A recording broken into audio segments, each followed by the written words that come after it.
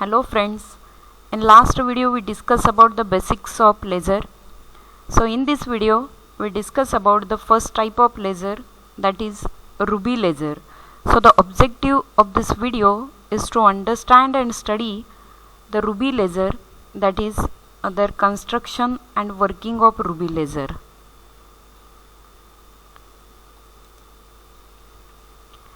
Now this slide shows the introductory part of the ruby laser. So it is solid state laser and was constructed by the scientist T.H. Maiman in 1960. Okay. Now this ruby is the mixture of Al2O3 and Cr2O3, in which 0.05% of Al plus 3 ions are replaced by the Cr plus 3 ion. Okay, and the color of the rod is pink, and the active medium in the ruby rod is Cr plus 3 ions. Okay, now this slide shows the experimental setup of ruby laser. Okay, now one by one we discuss about the ruby laser. So first we'll discuss about the construction of ruby laser. Here if we see this figure, then it is observed that there is a ruby rod, okay, made up of ruby crystal, that is it is a mixture of Al2O3 and Cr2O3. Okay, now this rod is taken in cylindrical form, having length is around 4 cm and 5 mm its a diameter. Okay, then its ends, now this is one end and this is other end, so its ends are grounded and polished such that the end faces are exactly parallel to each other and perpendicular to the axis of rod. Understood? These two ends of this rod are grounded and polished in such way that these two ends are perfectly parallel to each other but perpendicular to this axis of rod. Okay, now one more thing here, this one face of this rod is silvered to achieve 100% reflection, while this opposite face or another face of this rod is partially silvered to make it semi-transparent. Okay, now the rod is surrounded by xenon discharge tube. Here we can see there is a xenon discharge tube which is surrounded around the ruby rod. Okay, and that xenon discharge tube, or we can say there is a flash lamp which is filled with the xenon. Okay, this xenon tube produces white light whenever activated by this power supply. Okay, now one more thing is there, the system or the whole system is cooled with the help of this coolant, and which is around the ruby rod. So this is the simple construction of ruby laser. Now we discuss about the working of ruby laser. Now for working purpose, here we can see the energy level diagram. Okay, now G indicates ground state level or lower energy level. Here M indicates metastable state, and H is nothing but the higher energy level, or we can say that excited state level.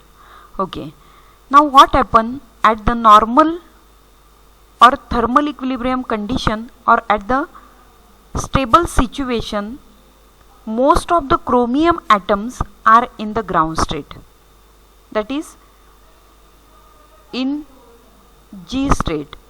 Okay, Now when light coming from the flash tube, understood, now the light which is coming from the flash tube and fall upon the ruby rod, then ground state chromium ion absorb that light having energy or having wavelength is around 5600 angstrom and excited to upper energy state, or we can say that excited to higher energy level H. Okay, now already I have told you atom in excited state does not stay for longer time. Its lifetime is very short, and due to this reason the excited atom try to come into the lower energy level. Okay, so this excited atom comes to this state, and this is nothing but the metastable state. Now the metastable state is the state where the atom stay for longer time compared to the excited state atom. Okay, and the metastable state atom has a lifetime is around 10 raised to minus 3 seconds, and due to this reason what happen, the number of atom in metastable state goes on increasing compared to number of atom present in a ground state. Okay, and due to this reason what happen, there is a population inversion achieved between these two states. Okay, now after that finally these chromium ions decay to the ground state and emitting light having wavelength is around 6943 angstrom. So this light emerges out from the partially silvered phase, and that emitted light acts as a laser beam. Understood? Now after that we'll discuss the demerits of ruby laser. So first demerit of ruby laser is the laser requires high pumping power. Second demerit of laser is the efficiency of this ruby laser is very small. Next one, it require cooling. And last demerit of ruby laser is output of ruby laser is not continuous but occurs in the form of pulses of microsecond duration. Now these are some demerits of ruby laser. So like demerits there are some merits also. So merits of ruby laser are, first one, construction of this ruby laser is very simple. Second merit, operation is very easy. Third merit of ruby laser is very strong beam as strong as 10,000 watt in power is produced. So these are some merits of ruby laser. So one more time we'll discuss about the construction and working of the ruby laser. So here for construction purpose, see this figure. So this is the experimental arrangement of the ruby laser.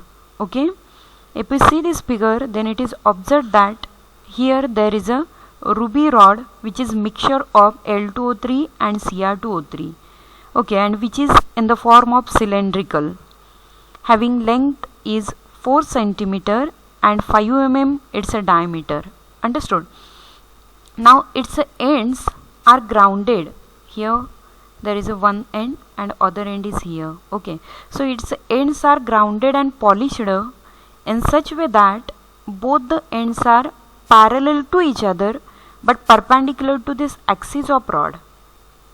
Okay, now its one end is fully reflected, that is it is fully silvered to achieve 100% reflection, and other end is partially silvered to make it semi-transparent.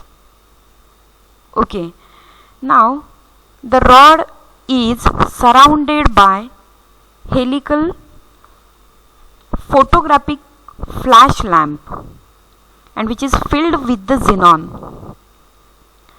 Okay, now this xenon discharge tube produced a white light whenever activated by this power supply, and the whole system is cooled with the help of this coolant, and which is around the ruby rod. So this is the simple construction of ruby laser. Now for working purpose, see this figure. This is the energy level diagram. Okay, here this G represent the ground state, M is nothing but the metastable state, and H indicates the higher energy state, or we can say that excited state. Okay, now at equilibrium condition, or we can say that at a stable situation, what happen, the most of the chromium ions are in ground state. Okay, so when the light coming from the flash tube, which is fall upon the rod, then this ground state chromium atom absorb that light having wavelength is around 5600 angstrom and jump to the excited state, that is in H state. Okay, but again the excited atom in excited state does not stay for longer time. Its lifetime is around 10 raised to minus 7 seconds, and due to this reason this excited atom comes to the lower energy level, that is this excited atom comes to the metastable state, that is in M state. Okay, now metastable state is the state where the atom stay for longer time compared to the excited state atom. Okay, and the metastable state atom has a lifetime is around 10 raised to minus 3 seconds, and due to this reason the number of atom in metastable state goes on increasing compared to the number of atom present in a ground state. Okay, and hence the population inversion is achieved between the metastable state and ground state.